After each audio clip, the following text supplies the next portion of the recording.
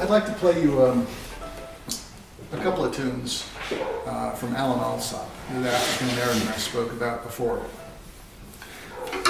There's 14 tunes and fragments thereof from him.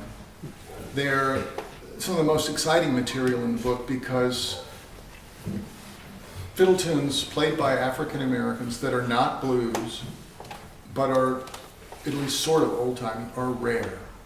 We know that African Americans were perhaps the bulk of the dance musicians from the dawn of this country, because they were hired to play, trained to play, and the white guys would rather dance with the girls than be in the band.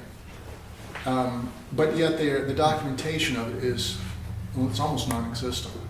Maybe there's just a handful of field recordings and almost no commercial recordings. So adding 14 tunes to that pile is exciting, and they're interesting.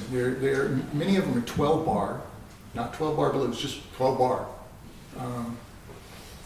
And they have a different sensibility. A fairly common thing with African American tunes is that they hover about or remain entirely around the tonic center. They don't go through a whole bunch of chord changes. In a music theory course I took once, they described most of Western music as this musical journey where you start at home base in 1, and then you wander around through a 4 or 5 or a 2 or a 6, and then you come back to a 5, and then you come back home base at 1. African American tunes, they are at home. They go home, they stay home. So I'm going to play 2 tunes actually. The first one is Sweet Milk and Peaches. No, not the one you know, it's the other one.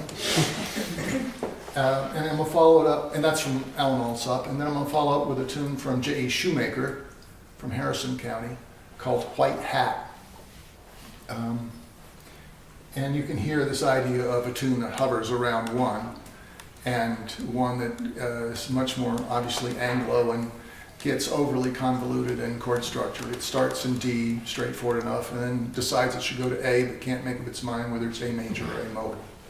Sound like, well, anyway. A little view of the dichotomy of the races through 2 tunes from Mississippi, both of which collected in 1936 in notation only, so God help you, I'm interpreting. Read the dots, argue with me. I'd love to. The first tune is, and perhaps we will play it later because it's fun.